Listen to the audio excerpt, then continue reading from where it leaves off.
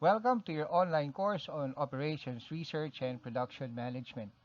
The course will center on the important concepts, principles, and calculations required by business managers and marketers. At the end of the lesson, you will be required to accomplish a short lesson activity. Additional reference materials will also be presented at the end. I will introduce the subject by discussing the history of operations management, in particular, its origins in World War II, the peacetime economy, the pioneers of operations and production management, and operations and production management and business competitiveness.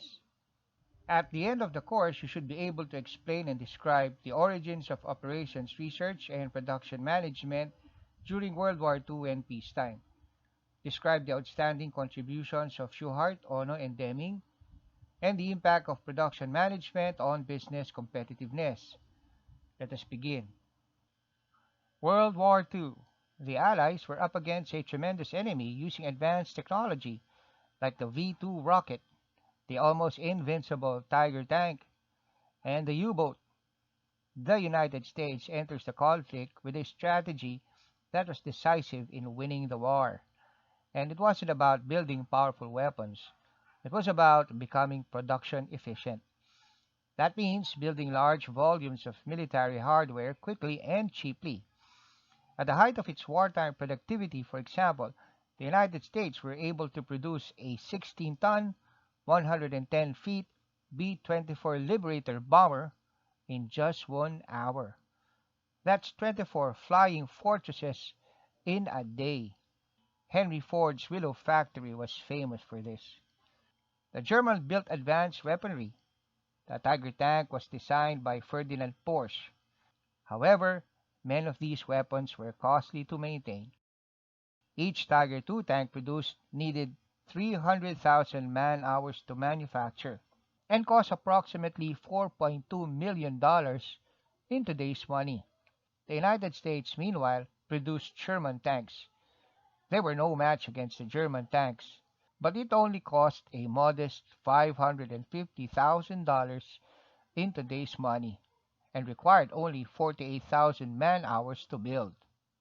During the war, the U.S. production of machine tools tripled, and thousands of ships, tanks, and airplanes were built in facilities which did not exist before the war.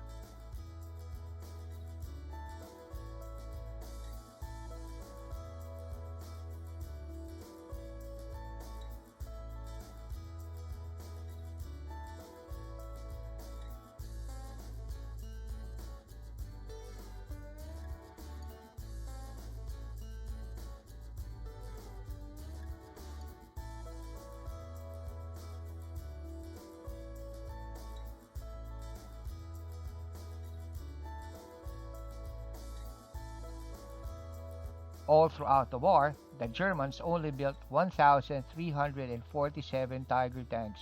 The United States, meanwhile, built 49,000 Sherman tanks. The Allies were obsessed with data like these, and using them with statistics proved crucial in winning the war.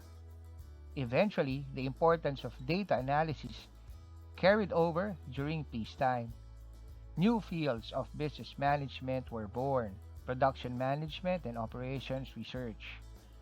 Production management dealt with decision-making in manufacturing by using data and figures. This is also referred to as quantitative management. Operations research dealt with cost reduction in acquisition, production, and delivery of goods. The concept of efficiency in production isn't new. It can be traced far back from the time of the Industrial Revolution. Frederick Taylor and Henry Fayol already proposed time and motion concepts which helped design processes so as to reduce unnecessary movements and streamline activities. Armour Meat Factory, for example, the producer of canned meat, used a production method which was technically the assembly line. It was after the war, however, that the use of data gathering and statistics became prevalent. The following are notable personalities who pioneered production in operations management. Walter Shewhart. Walter Andrew Shewhart was an American physicist engineer and statistician, sometimes known as the father of statistical quality control. He worked for a Western Electric Company and he established the company's quality control policy. Taiichi Ono is frequently referred to as the father of just-in-time. It was first developed and perfected within the Toyota manufacturing plants as a means of meeting consumer demands with minimum delays and reducing inventory cost. William Edwards Deming, American engineer, statistician, and professor. Deming is best known for his work in Japan after World War II, particularly his work with the Japanese car industry. Japan credits Deming as one of the inspirations for what has become known as the Japanese post-war economic miracle. He is so revered, in fact, that the highest award for quality given in Japan annually is named after him, the Deming Prize. Currently, operations and production management is defined as the efficient and productive management of systems or processes that create goods and services. It is a requirement in order for companies to be competitive. Competitiveness is how effectively an organization meets the needs and wants of customers relative to others that offer similar goods and services. To the customer, this could mean how fast goods are delivered, how goods are created without defects, how low is the price offering for the products. Operations and production management helps businesses in deciding on these factors. How Amazon packs and delivers its goods to customers quickly, how Toyota empowers its employees to uphold quality, how Starbucks sources its coffee ethically are all examples of operations and production management in full swing in today's modern world.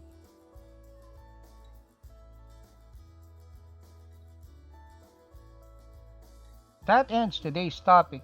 Thank you very much for attending today's online class. If you have any questions, feel free to post them on the comment section of our Google Classroom. You may also reach me through our messaging platform. Have a nice day, keep safe, and God bless.